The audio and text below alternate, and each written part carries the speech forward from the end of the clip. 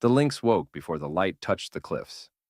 Her body, curled deep inside the narrow crevice she had called home all winter, shifted against the cold stone. The den was little more than a crack between two slabs of ancient granite, but it had offered shelter from wind, snow, and predators. The thick silence of early spring wrapped the mountains like a second skin. Not a bird called, not a branch cracked. Even the wind, which usually prowled through the upper trees at dawn, had gone still. She rose slowly, stretching each limb with careful precision. Her breath formed clouds in the thin air. Ice clung in beads along the edges of the cave mouth. Outside, the forest floor was thawing, but just barely. Patches of snow still dotted the ridge like fading memories. The pine needles, usually fragrant with sun, lay damp and dull. The lynx stood at the mouth of the den for a long while. Her eyes scanned the slope below, the ridges and gullies that led down to the lower forest, and beyond that, the river-fed canyons that carved the heart of the valley. She had known this place all her life. She had stalked hares across that broken ground, leapt from boulder to boulder without hesitation, raised two litters beneath this very ledge. The land was familiar. Every stone, every hollow, every scent trail and echo. But today, the rhythm was broken. Something was wrong. Not loud, not visible, but wrong in a way that pulsed beneath the surface, like tension in a muscle that hadn't yet moved. Her ears turned toward the forest. Still nothing. The birds, usually raucous this time of morning, were absent. No ravens circling, no woodpecker tapping on bark. The silence wasn't empty. It was watching. She stepped forward. The moss that used to line the edges of the stone had withered. Strange. Moss did not die without a reason. Not at this elevation, not at this time of year. Beneath her paws, the stone felt softer? No, not soft, looser. The ground, though solid, no longer seemed anchored. She sniffed the air. It carried no immediate danger, no predator scent, no smoke, no storm. But something metallic floated faintly, so faintly that most creatures would never catch it. But she did. The lynx turned away from the cave, not in fear, not in haste. She did not flee. She simply left, as if answering a call no ear could hear. With the ease of long muscle memory, she descended the rocky ledge, following a path she knew well, but with no intention of returning. Her den, so carefully chosen, was no longer safe, and she didn't need proof. Her body knew before her mind did. As she slipped between tree trunks and dipped into the shadows of the higher forest, her paw steps were near silent. She did not look back. Lynxes never do. Behind her, deep beneath the earth, water pressed silently against unseen walls. Old stone groaned in places no sunlight reached.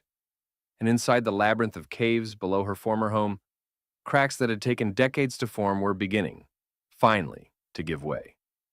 The mountain was still, but not for long.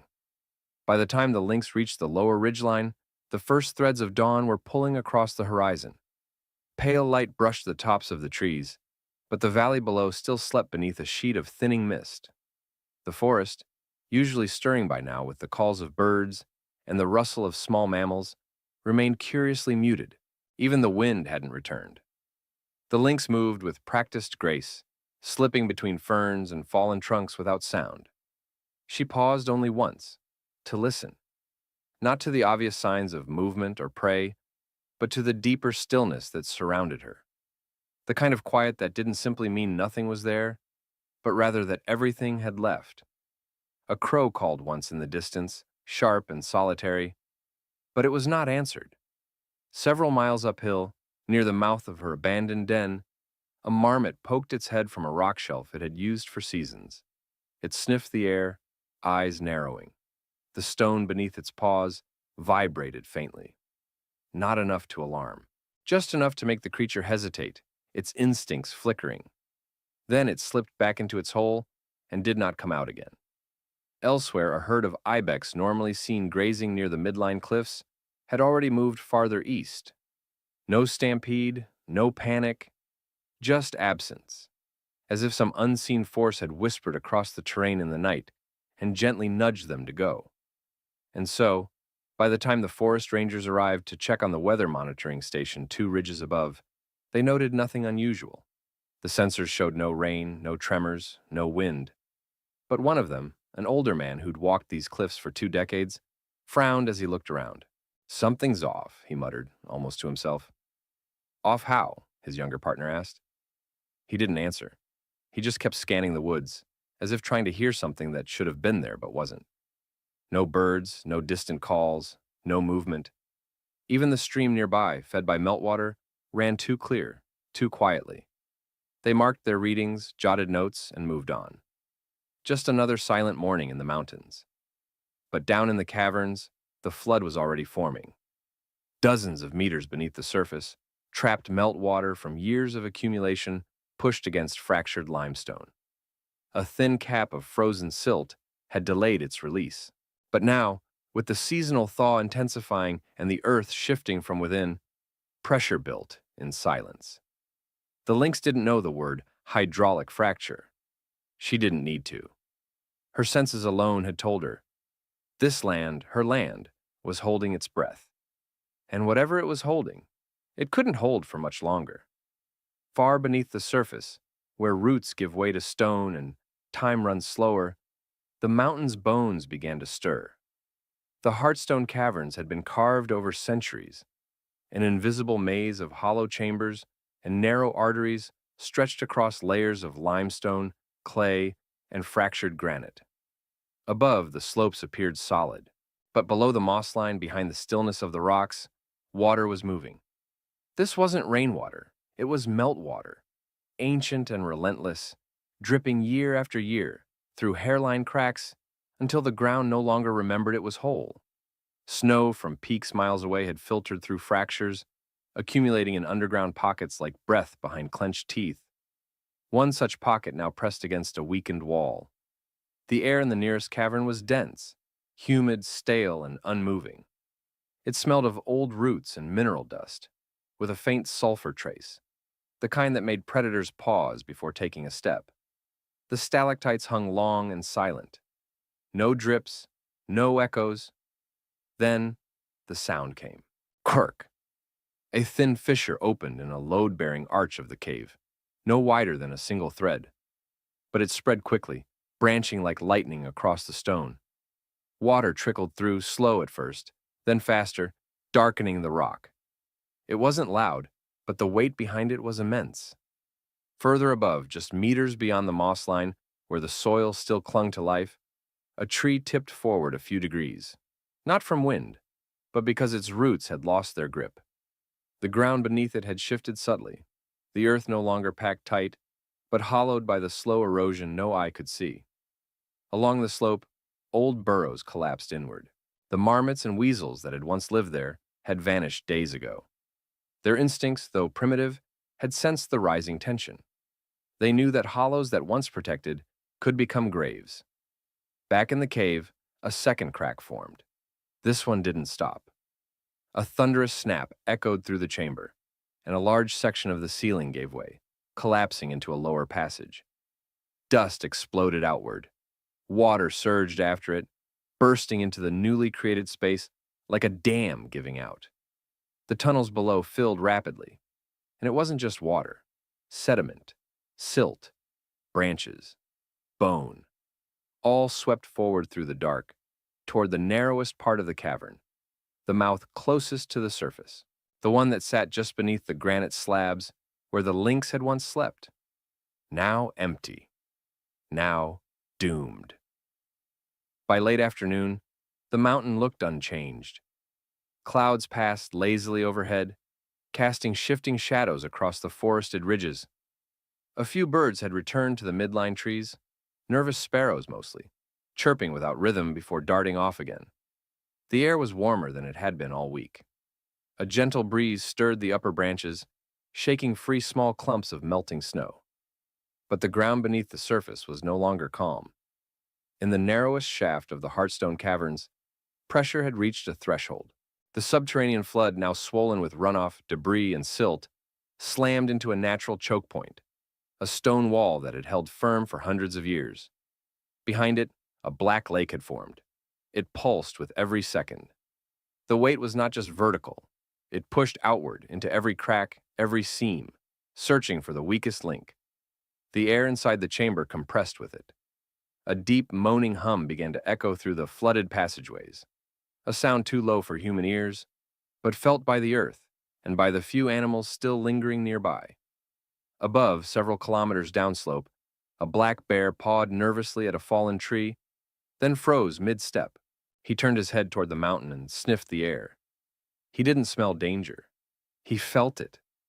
In the understory nearby, a young red fox stopped digging at a vole tunnel and looked uphill. Her tail twitched. Without knowing why, she abandoned her prize and darted into the brush. Stillness returned. Back at the top of the ridge, a ranger placed his boot carefully along a familiar footpath and noticed, for the first time, how soft the ground had become. It wasn't mud. It was spongy, like the soil had been lifted from below. He knelt to inspect it, pressing his palm into the dirt. It bounced back. A long moment passed. "Hey!" he called to his partner, who was adjusting gear by the edge of a rock outcrop. "This feel weird to you?" Before the answer came, a subtle vibration passed through the ground. Too faint to knock anything loose, but enough to be felt in the bones. Both men stopped moving. Then another. A breath later, the vibration ceased. The mountain was quiet again. But below them, the final barrier in the cavern wall began to buckle. It didn't break all at once. It cracked along a slow, spiraling seam. Water surged into the fracture, and with it, pressure climbed like a held breath too long sustained. The land was holding that breath, and soon, too soon, it would exhale. Deep beneath the pine roots and frost-bitten stone, the Heartstone caverns groaned under the weight of their own silence. For centuries, these tunnels had endured, carved by water, shaped by time, hidden from sight. Their walls held stories older than memory, fossils sealed in limestone, ghost trails of ancient floods, the calcified bones of creatures long forgotten. No sunlight had ever reached these chambers. No air from the surface stirred them. They were places of stillness until now. The water had found its path. Rushing down through fractures widened by weeks of melt and pressure, it filled chamber after chamber. What began as trickle had become torrent. Walls of cold, sediment-heavy water pushed through with the force of a living thing, grinding against rock, stripping away ancient layers of stone. Above ground, the mountain remained quiet. A stand of trees tilted slightly as root systems lost their anchor. From a distance, nothing looked urgent. There was no visible rupture, no split in the soil. But the signs were there, only if you knew where to look. Moss that had turned gray in patches, trees that dropped needles too early, a ridgeline that had shifted by just inches, enough to break something important deep below. Inside the caverns, the pressure reached a new peak. One of the deepest galleries, shaped like a cathedral with high-arched ceilings and crystal-lined walls, had begun to weep. Cracks laced the interior like spiderwebs. Stalactites snapped silently, plunging into the churning flood. The floor had dropped by 3 inches. A minute later, another crack. Then a rumble, dull but rising. It moved like a wave beneath the stone. Not violent, not sudden, but inevitable. And through that pressure, the water found an old passage, narrow and forgotten, leading not further into the depths but up, toward the last choke point, toward the highest chamber of the Heartstone network, a space just beneath the slope where the Lynx's abandoned den still sat empty. The corridor wasn't built to hold water. It was formed long ago by thermal shifts, fragile, crystalline, thin. The flood pushed through like blood through a broken vein. At the mouth of the mountain, high on the ridge, the air went still again. Not quiet, holding. Far below, a single sharp sound echoed in the dark. A crack, bright and final. And the caverns began to collapse. It began not with a roar, but with a breath. A deep exhale from the heart of the mountain. A sudden release of everything the land had been holding in. The final chamber, the oldest and most delicate of the Heartstone caverns, gave way beneath the flood's weight. Its ceiling, once a vaulted cathedral of mineral beauty, shattered like glass under the strain. Walls cracked outward in cascading fractures, and in one instant, the caverns ceased to be chambers. They became a channel. The entire system inverted. What had been hollow became fluid. The water, now released from its underground prison, exploded upward into the narrow shaft that had once served as the Lynx's hidden retreat. The granite slabs above it burst open, sending stone and root flying as a geyser of black water surged into the mountain air. It was silent for half a second. Then, the sound arrived. A thunderclap rolled down the ridge, shaking the trees and frightening every creature for miles. Birds exploded from the canopy in a panic. Deer crashed through underbrush. Squirrels dropped from branches mid-leap. And far down the trail, the two rangers spun at the sound. Too close to escape, too far to understand. They turned just in time to see the slope move. What had been stable earth cracked open in a long, jagged scar, spewing a wall of water, mud, stone, and debris. Trees were ripped from the ground, their roots snapping like tendons. Rocks the size of boulders bounced like pebbles as they tumbled downslope. It wasn't a flood, it was a force. One ranger shouted, the other was already running, but the surge was faster. It didn't come as a straight wave. It came in surging pulses, mud thick with sediment, rushing with buried timber, glacial stones, and the skeletons of old roots. It carved a new river through the mountainside, tearing away everything in its path. Half the ridge collapsed. The footpath was gone in seconds. Down in the lower valley, a herd of elk turned their heads skyward at the same time, their instincts kicking in before sound reached them. They bolted, smartly, precisely, not waiting to see. Above them, the surge thundered into the first series of shallow surface caves, sending shockwaves through the stone and collapsing the upper ledge into the gorge. Where the lynx's den once sat, there was nothing, only open sky and churned earth. And yet, far down the lower slope, among a sparse line of trees untouched by the destruction, the lynx stood still. She turned her head slowly toward the sound behind her, ears back, eyes wide. But her body remained still. She didn't run, because she already had. Long after the surge ended, the mountain exhaled steam and silence. The sun hung lower now, casting golden shafts through the thinning clouds. Dust and vapor drifted across the shattered slope where a ridge used to be. What remained was unrecognizable, a raw, open wound where forest had stood only hours before. Twisted trees lay half buried in mud. Stones, slick with silt, reflected the fading light like broken mirrors. The caverns were gone, collapsed inward, flooded, buried beneath their own undoing. What had taken centuries to form was destroyed in less than a minute. No one had seen it coming. Not really.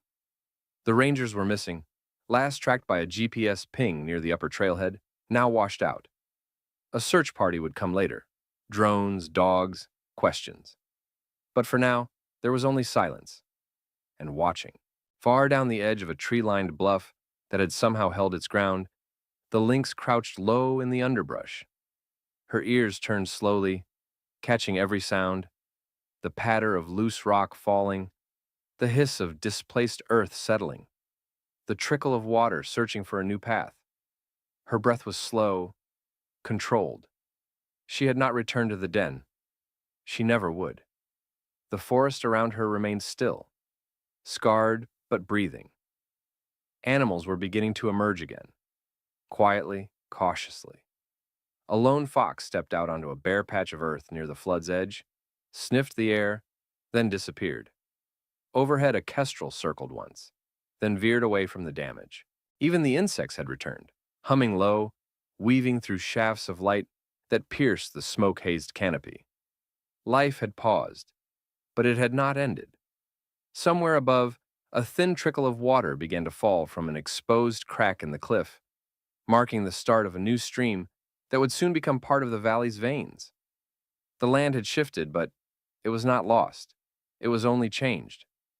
The lynx moved finally, shoulders low, eyes forward. She walked a new path, away from what was gone, toward the darker trees where the soil was dry and roots still held firm. She would find new shelter, another ledge, another hidden place. Her world had broken open, but her rhythm remained. Watch, move, survive. Behind her, the mountain rested not in peace but in silence, waiting, always waiting.